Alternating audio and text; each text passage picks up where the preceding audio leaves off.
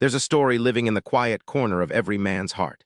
It's about the comfortable lies we whisper to ourselves, not the big, ugly ones you tell a stranger, but the soft truths we bend until they fit our narrative. We blame luck, the system, anything but the face staring back from the mirror. But that mirror eventually always asks for the plain, honest truth. And sometimes it demands an answer. Wyatt, at 48, knew those whispers well. Most of his life, he'd stood on his feet, working the line at the Gentry gear factory. You'd know him if you saw him, not because he was flashy, but because he carried himself with a worn-down solidity like an old oak tree that's seen too many storms. His face, etched with lines from the daily grind more than from laughter, spoke of enduring. His hands, though, those were the real testament. Knuckles thick and scarred, fingers permanently curved from years of gripping wrenches and hoisting heavy parts. They were honest hands, useful hands, but undeniably tired. And his steely blue eyes often held a distant, almost haunted look, as if glimpsing a path he'd never quite walked. Every morning, the same shrill digital screech tore through the pre-dawn quiet of Wyatt's small, older house on the outskirts of Elmwood. 5 o'clock. Always 5. Long before the sun thought about gracing the sky, he was pulling on his worn work jeans, the scent of stale coffee already brewing in his mind. The kitchen, still cool from the night, offered little comfort beyond the promise of that first scalding mug.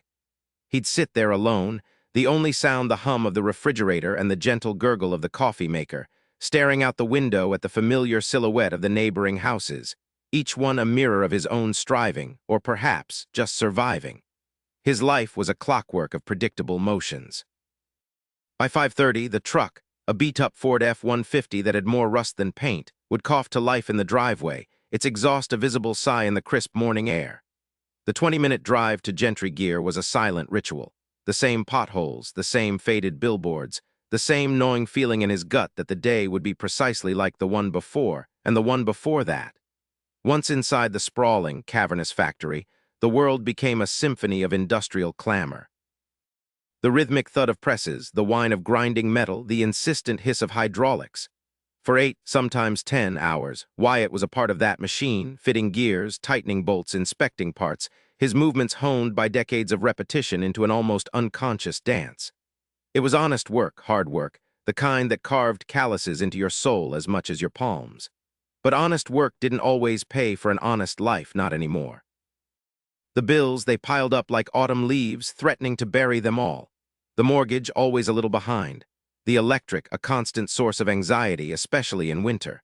Brenda, his wife, she worked part-time at the diner, stretching every dollar until it screamed. But it was never enough. Sarah, their 16-year-old, was starting to talk about college, a distant dream that felt like a cruel joke in their current reality. Kevin, 13, needed new shoes, a bike that wasn't patched together from junkyard scraps, things Wyatt ached to provide. Their worn-out family car, the one Brenda used for her job, seemed to be perpetually one breakdown away from the scrap heap, joining Wyatt's truck in its regular defiance. He'd often stand in the kitchen, the stack of unopened envelopes in his hand, a dull throb behind his eyes. He'd shake his head, a familiar bitterness rising. Just bad luck. He'd mutter to the empty room, or, "The economy's rigged, Brenda. The little guy never gets a break." He'd point fingers at the government, at the rising cost of everything, at the factory owner who drove a brand new Escalade while Wyatt counted pennies. It was easier that way, easier to see himself as a victim of circumstance, a good man caught in a bad hand. Because the alternative, the thought that maybe, just maybe, some of this was his own doing, that was a monster he preferred to keep locked in the dark corners of his mind. He was a survivor, a provider, always making do. And that story, the one where he was simply unlucky, was the one he'd told himself for so long he almost believed it. The electric, a constant source of anxiety, especially in winter. Brenda, his wife, she worked part-time at the diner, stretching every dollar until it screamed. But it was never enough. Sarah, their 16-year-old, was starting to talk about college, a distant dream that felt like a cruel joke in their current reality. Kevin, 13, needed new shoes, a bike that wasn't patched together from junkyard scraps, things Wyatt ached to provide. Their worn-out family car, the one Brenda used for her job, seemed to be perpetually one breakdown away from the scrap heap, joining Wyatt's truck in its regular defiance. He'd often stand in the kitchen, the stack of unopened envelopes in his hand, a dull throb behind his eyes. He'd shake his head, a familiar bitterness rising. "Just bad luck," he'd mutter to the empty room. Or, "The economy's rigged, Brenda. The little guy never gets a break." he'd point fingers at. He'd point fingers at the government, at the rising cost of everything, at the factory owner who drove a brand new Escalade while Wyatt counted pennies. It was easier that way, easier to see himself as a victim of circumstance, a good man caught in a bad hand. Because the alternative, the thought that maybe, just maybe, some of this was his own doing, that was a monster he preferred to keep locked in the dark corners of his mind. He was a survivor, a provider, always making do. And that story, the one where he was simply unlucky, was the one he'd told himself for so long, he almost believed it. The electric, a constant source of anxiety, especially in winter. Brenda, his wife, she worked part-time at the diner, stretching every dollar until it screamed. But it was never enough. Sarah, their 16-year-old, was starting to talk about college, a distant dream that felt like a cruel joke in their current reality.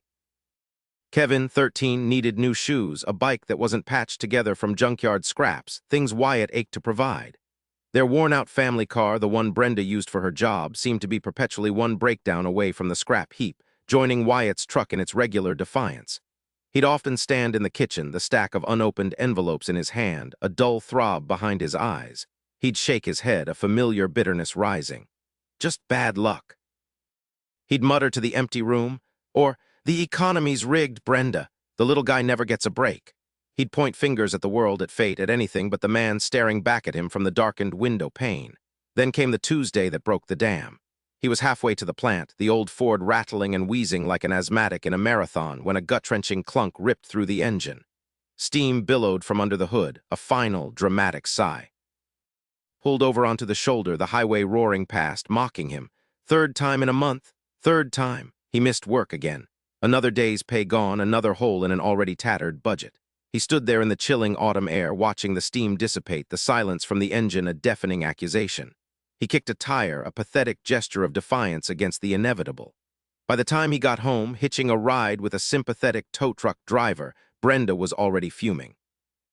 Dinner was cold on the stove. The kids were quiet, sensing the storm. "Wyatt, what happened?" she asked, her voice tight, straining to hold back. He just waved a hand. "Same old story. Damn truck died again. Needs a new fuel pump, probably." "A new fuel pump? Wyatt, we don't have money for a new fuel pump. We barely have money for groceries this week. You missed work again. How are we supposed to?" Voice cracked, tears welling in her eyes, not of sadness, but of pure, exhausted rage.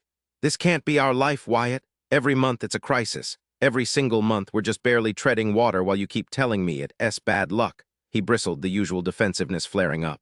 "What do you want me to do, Brenda? Wave a magic wand. This is the hand we were dealt." "No," she screamed, a raw sound of desperation. "No, Wyatt, it's not. This is the hand you keep dealing us. You could have picked up that welding certification years ago. You could have looked for a different job. You could have tried to fix that truck properly the first time. But no, it's always easier to blame the damn stars than to just do something." Her words hit him like a physical blow, not because they were new, but because, for the first time, he heard them without the shield of his own excuses. He saw the genuine pain in her eyes, the years of silent struggle finally erupting. He had no answer. He just stood there, speechless, watching her turn and walk away, the sound of her stifled sobs echoing through the too-quiet house. Later, long after the kids were asleep, long after Brenda had cried herself to sleep on the couch, Wyatt found himself in the bathroom. The fluorescent light hummed, casting harsh shadows. He splashed cold water on his face, then slowly, reluctantly looked up. He stared into the mirror, truly seeing his own reflection for the first time in what felt like forever. Not just the tired lines around his eyes, not just the gray streaks in his hair, but the hollowness. The exhaustion wasn't just physical, it was soul-deep. He saw a man who was good at making excuses, a man who had built a life around pointing fingers, a man who, deep down, was terrified of looking inward. The night was a silent, suffocating blanket. He lay awake, 3 a.m. showing on the clock, the house breathing around him. He couldn't sleep, couldn't turn off the replay of Brenda's words, of the truck's final gasp. He got up, walked to the kitchen, the familiar smell of stale coffee and fear. No lights, just the dim glow from the street lamp outside the window. He sank into a chair at the table, the old wood cold beneath his palms. And there in the quiet, the dark, the monster he'd kept locked away finally escaped. Brenda was right. She'd been right all along. It wasn't just bad luck. How many times had he talked about that welding certification but never actually signed up for the night classes? Always, too tired. Always, no money. Always, what's the point? The factory might close anyway. Excuses, every single one of them. He told himself he was a good provider, but he was barely treading water, dragging his family down with him. He'd convinced himself he was working hard, but he'd let opportunities slip by because they required a little extra effort, a little risk. It wasn't the economy that made him put off fixing the truck properly. It was him taking the cheap, temporary fix because it was easier than facing the bigger problem. It was the system that kept him stuck. It was his own damn inaction. He'd blamed the world for his struggles, but the real culprit was sitting right here in the dark, too afraid to admit his own shortcomings. He thought he was being stoic, strong. But really, he was just avoiding the painful truth. And the truth in that silent, dark kitchen was that he was failing. He was failing Brenda, he was failing Sarah and Kevin, and worst of all, he was failing himself. The weight of it was crushing, but underneath the pain, a tiny, almost imperceptible spark ignited. That spark, small as it was, felt like a burning coal dropped into his gut. It illuminated the path to how he'd ended up in that chair, alone at 3 in the morning, the sour taste of regret thick in his mouth. It had started earlier that afternoon, not with a bang, but with a series of familiar, desperate coughs from under the hood of his '5 Silverado. He was pulling out of the factory parking lot, already mentally calculating how many hours he'd put in that week, how little it would amount to. The engine sputtered, then died. Not a surprise, not really. It had been doing it for weeks, sometimes months, a little hiccup here, a shudder there. He just kept adding oil, telling himself he'd get to it, soon as he had the time, soon as he had the money. Always an excuse. This time, though, it didn't restart. He popped the hood, the steam rising like a bad omen in the cold November air. The smell of burnt oil and coolant was sharp. He kicked the tire, a helpless, childish gesture, then stood there, hands on his hips, watching the last of the sun dip below the grimy factory roof. Another tow truck, another bill, another missed shift. The phone call to Brenda was worse than admitting it to himself. Her voice, weary, not angry, just resigned. That was the worst part. He finally made it home on the back of the tow truck, his own truck parked forlornly in the driveway, a monument to deferred maintenance. Brenda was in the kitchen, making supper. The scent of onions frying was usually a comfort, but tonight it just made his stomach clench. Sarah and Kevin were quiet, too quiet, sensing the tension that hung in the air thicker than the cooking oil. "Another tow, Wyatt?" Brenda asked, without looking up from the stove. Her voice was flat. He mumbled something about a worn-out hose, a seized something or other. "It's just bad luck, hun. What can I do?" She finally turned, spatula in hand. Her eyes, usually so warm, were hollowed out dark. "Bad luck or bad planning, Wyatt? How many times have I asked you to just get it looked at properly? Just once, don't patch it up with duct tape and a prayer. We need that truck. You need that truck. We can't keep doing this." Voice didn't rise, but the words felt like physical blows. "We're barely making it as it is. Sarah needs new shoes. Kevin needs his school trip money. And you're telling me it's bad luck that your only vehicle is now a hunk of junk again." He felt the familiar knot of defensiveness tighten in his chest. "What do you want me to do, Brenda? Magically pull money out of my ass? You think I like this? You think I want to be standing here busted after working all day?" "I want you to do something, Wyatt," she finally snapped, her voice cracking. "Anything. Not just stand there and let life happen to you. Not just blame the world. Look at us, Wyatt. Look at what we've become." Her gaze swept around the small kitchen, the worn linoleum, the chipped paint, the cheap fluorescent light humming overhead. It wasn't an accusation of him, not really. It was a cry of despair for them both. He couldn't meet her eyes. He stomped out of the kitchen, muttering about her always being on his case, grabbing a beer from the fridge and heading for the garage, pretending he was going to fix the truck right then and there in the dark. He didn't. He just sat on an overturned bucket, drinking the beer, the cold metal kind of pour comfort in his hand, listening to the muffled sounds of his family through the thin garage door. Shame festered. He knew he was being unfair. He knew he was running. Later, after Brenda had gone to bed, after he'd finally given up on the charade in the garage, he walked past the bathroom. The light was off, but the sliver of moonlight from the window cut across the mirror. For a split second, he caught his own reflection. Not the quick glance he usually gave himself, not the passing acknowledgement. This was a sustained, unnerving look. The tired lines around his eyes, the slump in his shoulders, the set of his jaw perpetually grim. And in that quiet, cold reflection, the defensive wall he usually built around himself crumbled. He saw a man who was tired, yes, but also defeated. A man who was running from himself. A man who was actively choosing not to see. Now, hours later, the memory of Brenda's raw plea and his own pathetic reflection gnawed at him. He closed his eyes in the dark kitchen. The tiny, almost imperceptible spark wasn't a spark of hope yet, not really. It was a spark of truth, searing and unbearable. He had blamed the economy, blamed the factory, blamed bad luck. But he saw it all now, clear as day, a terrible movie reel playing in his head. The years he'd spent complaining about being stuck, but never sending out a single resume.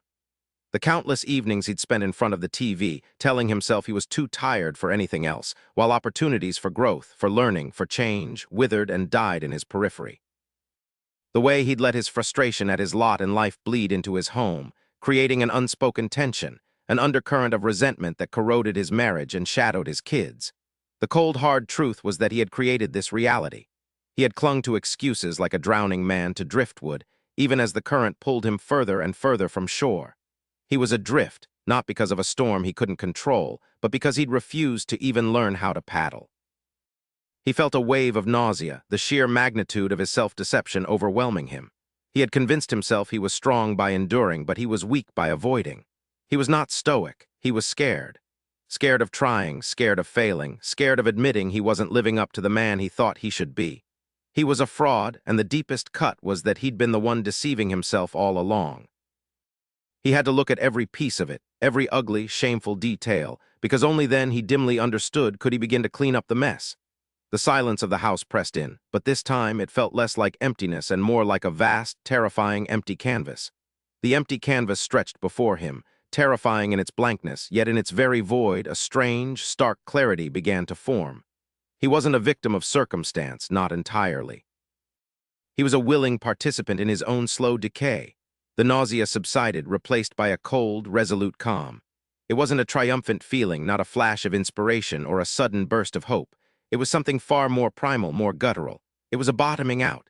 "Enough," he whispered, the word barely a breath in the silent house. It wasn't a question or a plea or even a promise. It was an absolute, a line drawn in the sand of his soul, deeper than any tide could erase. Enough of the lies he told himself, enough of the excuses, enough of the phantom strength. He didn't know what came next. He didn't have a plan or a roadmap or a sudden burst of ambition. All he knew with a certainty that chilled him to the bone was that he couldn't go on living like this. He couldn't keep deceiving the man in the mirror. He couldn't keep building his life on a foundation of self-delusion. The air in his lungs felt heavier, purer. He was scared, yes, more scared than he'd been in years, but this fear was different. It wasn't the comfortable, familiar fear of failure that had paralyzed him. This was the fear of the unknown, the fear of change, and deep beneath it, a tiny, almost imperceptible spark of something else. The fear of not trying.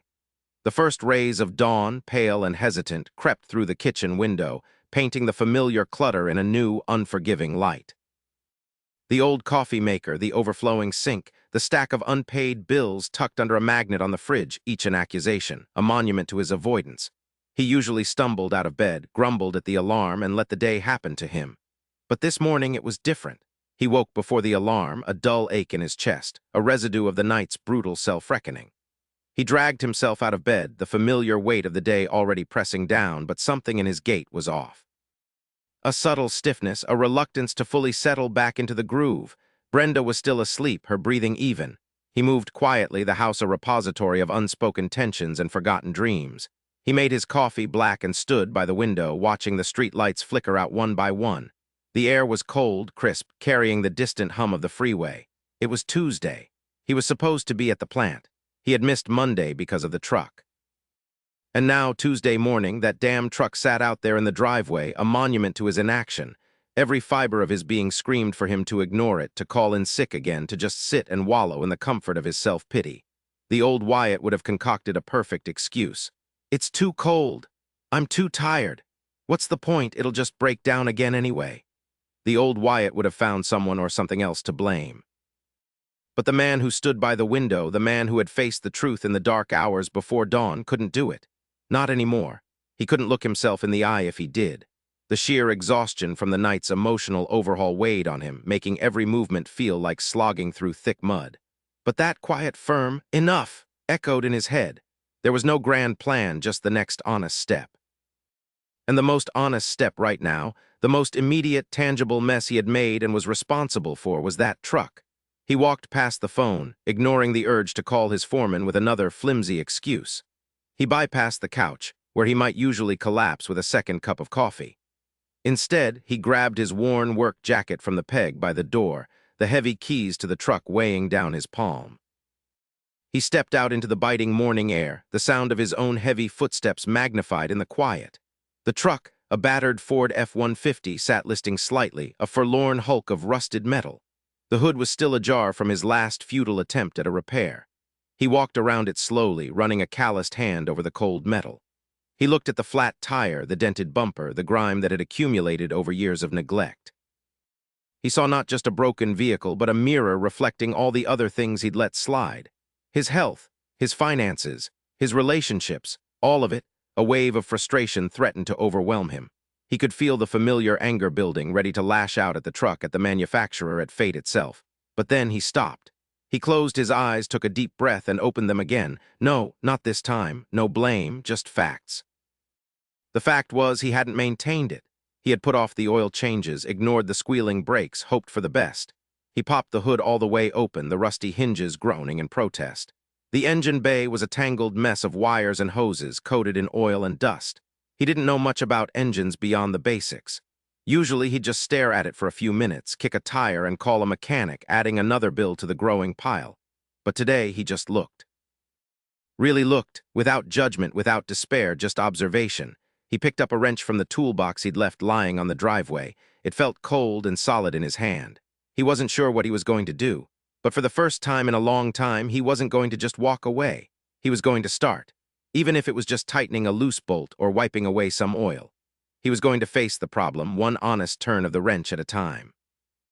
That first afternoon with the wrench in his hand, Wyatt didn't fix the truck. Not really. He spent hours under the hood, squinting at diagrams he pulled up on his phone, watching shaky YouTube videos. He scraped knuckles, inhaled stale oil fumes, and found himself muttering curses under his breath more than once. The engine, a complicated maze of metal and plastic, mocked his inexperience. He didn't know a manifold from a carburetor, not truly. But he didn't stop. He wiped down years of grime from the valve covers, tightened a few visibly loose hoses, and even managed to locate and replace a corroded battery terminal. By the time the sun dipped below the horizon, painting the sky in weary shades of orange and purple, the truck still wouldn't start. But Wyatt felt a different kind of tired. It was a useful tired, an honest tired. The next few days blurred into a pattern of struggle. After a full shift at the factory, Wyatt would come home, eat Brenda's supper, and then head straight for the driveway. Day 3, he almost didn't go out. The weariness in his bones was profound. "What's the point, Wyatt?" A voice whispered in his head. "You're just wasting your time. Call a professional." The old excuses, comfortable as a worn-out slipper, beckoned. He actually sat down in his armchair, remote in hand, tempted to sink into the familiar escape of the TV. But then he remembered the metallic taste of despair in his mouth from that morning, the shame of facing Brenda with another failure. He saw the grim reflection of himself in the mirror, the man who blamed everything but himself. And he knew, with a certainty that chilled him to the bone, that that man was the real broken part. With a grunt, he pushed himself up, grabbed a flashlight, and headed back outside. He found a small oil leak he'd missed before, a slow, insistent drip from a worn gasket. It wasn't the reason the truck wouldn't start, but it was something. He ordered the part online, a small victory, a tiny step. But the mental battle was relentless. Every time he faced the truck, he felt the pull to procrastinate, to justify inaction, to tell himself it was too hard, too expensive, too much. He'd catch himself almost saying, "It's this damn truck, always something." But then stop. "No, it's my truck. I let it get this way." The words felt like sandpaper in his throat, but he swallowed them. By day 7, frustration boiled over. He'd spent hours trying to follow a complex diagnostic video only to realize his tools weren't adequate for the job. He slammed a wrench down on the toolbox lid, a clang that echoed across the quiet neighborhood. "This is bloody useless," he snarled to himself, kicking at a tire. "It's a money pit. I should just scrap it and buy a beat-up clunker." He stood there, chest heaving, the anger a familiar, bitter comfort. He could feel himself spiraling back to the old ways, the blame, the self-pity. He walked away from the truck, slammed the garage door shut, and stomped into the house. He made a beeline for the fridge, his hand reaching for a beer, the ritual of drowning his failures already forming. His fingers were on the cold can when he stopped. He saw Sarah's school picture on the fridge door, Kevin's latest drawing held up by a magnet. He heard Brenda's quiet humming from the kitchen. He thought of the look on his own face just a week ago, the desperation that had driven him to that moment of truth. Was this really how he was going to respond? fall back into the easy lies. He pulled his hand back from the beer. The can felt heavier than it should have. He took a deep, shaky breath. No, just the facts, Wyatt. You're angry because you want to quit. You're angry because it's hard, not because it's impossible. He walked to the sink, poured himself a glass of water, and stared out the window. The garage door, still shut, loomed in the dusk. He wasn't going to open it right then, not with that anger simmering. But he wasn't going to give up. He was just going to pause, and tomorrow he would face the truth again. Day 14 came and went. The truck still wasn't running, but Wyatt had bought some specific tools. He'd gone to the library of all places and checked out an automotive repair manual, dog-earing pages, making notes in the margins. He was slow, agonizingly so, but he was learning. He found a broken wire leading to a sensor, a tiny, almost invisible fault. It wasn't a triumphant roar of the engine, but it was progress. More importantly, he'd started applying the same principle to other areas of his life. He admitted to Brenda that they needed to cut back, not just on takeout, but on little things too. It was an uncomfortable conversation, full of awkward silences and tight lips, but he didn't sugarcoat it. He just laid out the numbers, bare and honest. He even started admitting to himself that his constant aches and pains weren't just getting old, but a consequence of years of neglecting his body. The old Wyatt would have grumbled, rolled his eyes, and changed the subject.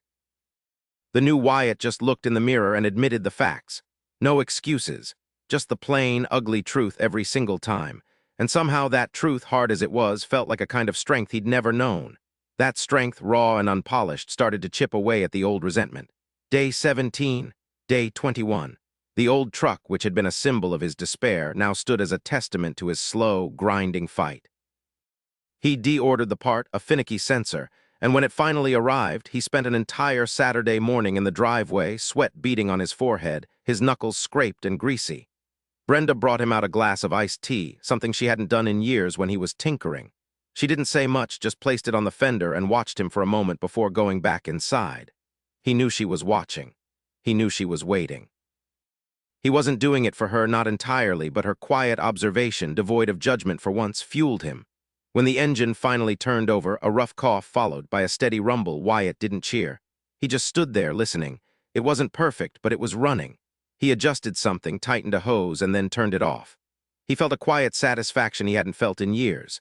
Not the loud, boisterous kind, but a deep, steady hum of purpose. The next Monday, he drove the truck to work. The usual cacophony of the factory floor, the grinding and clanking, seemed a little less oppressive. He was still the same Wyatt, punching the clock, working the press. But something had shifted. Instead of grumbling internally about a faulty machine or a lazy coworker, he found himself simply observing. That sensor's going out, he'd tell himself, same way it did on my truck. Jerry's dragging his feet because he hasn't been shown the right way. It wasn't judgment, just observation. Fact, and the facts he was learning were something you could work with. Brenda noticed it first, not in grand gestures, but in the small silences. The absence of the usual sigh when he walked through the door. The way he actually listened when she talked about Sarah's math grades instead of just nodding and grunting. One evening after the kids were in bed, he was looking over a bank statement, a small frown on his face. He didn't slam it down. He didn't mumble about, them damn banks. He just said, quiet like, Brenda, we're still bleeding. Not as bad, but we need to find where else we're letting things slip. She sat down opposite him, her hands folded in her lap. Her gaze was soft, a little wary. What are you thinking? She asked, her voice barely a whisper. Thinking we haven't looked at the grocery bill close enough, he said, tapping a finger on a line item. And Kevin's getting big enough to do some chores. He could earn his own allowance for that video game instead of us just handing it over when he wears us down.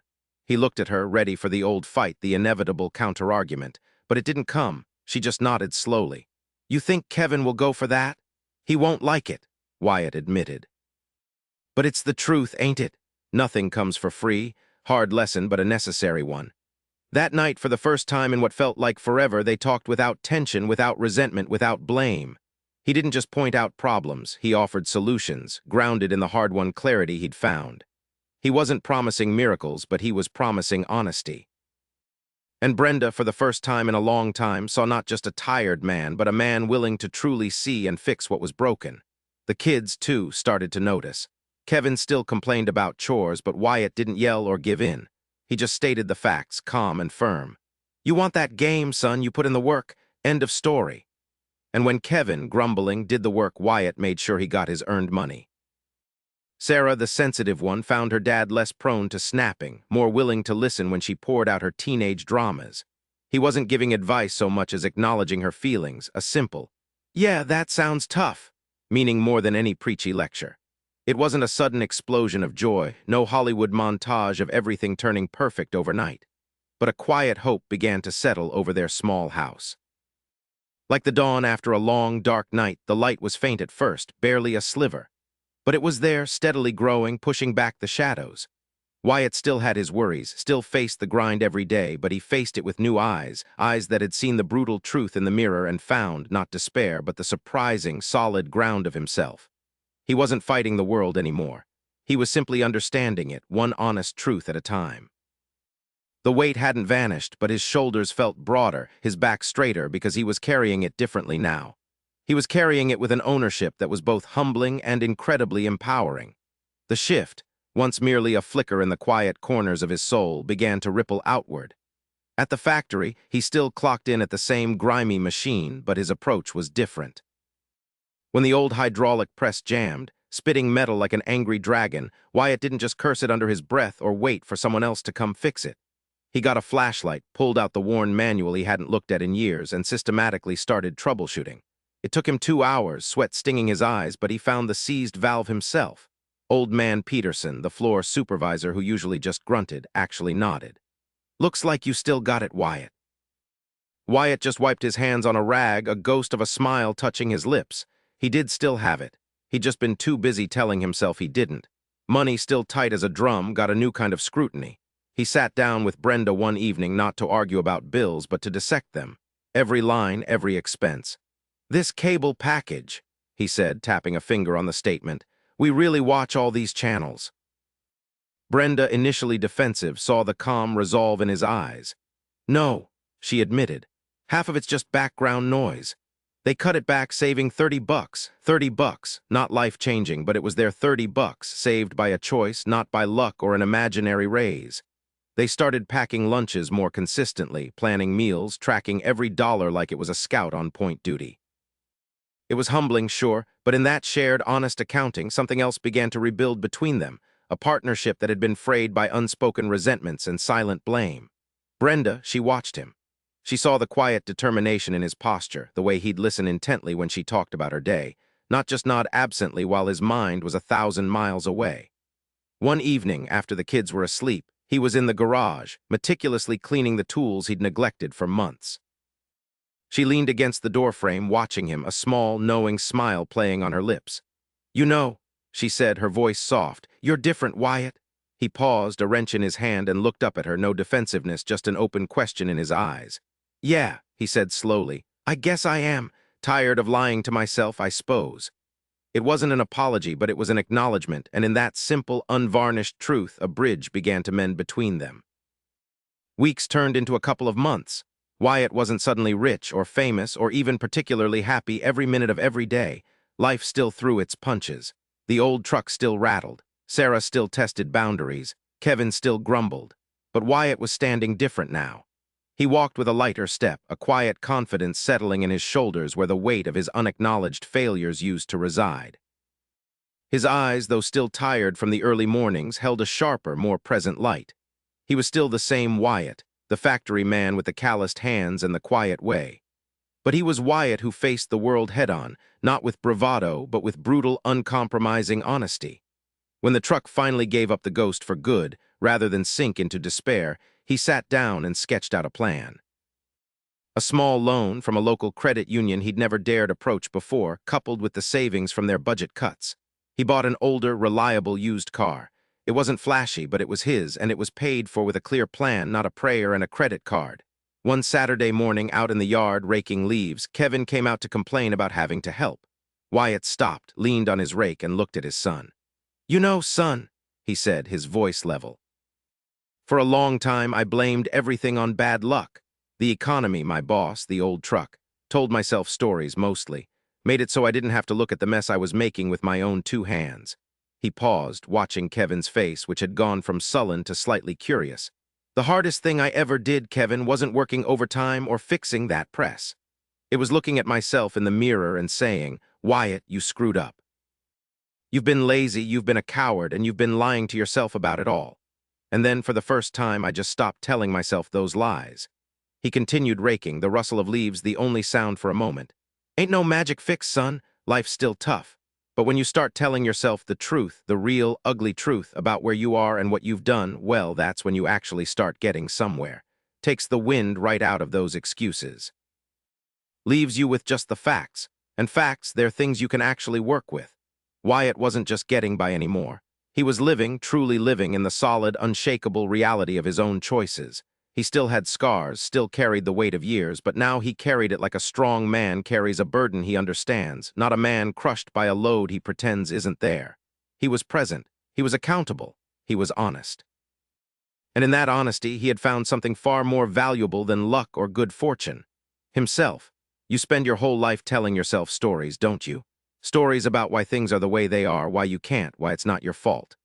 But the day you look in the damn mirror and tell that guy the plain, ugly truth about where you messed up, about all the excuses you've clung to, that's the day you actually start fixing things. No sugarcoating, just the facts.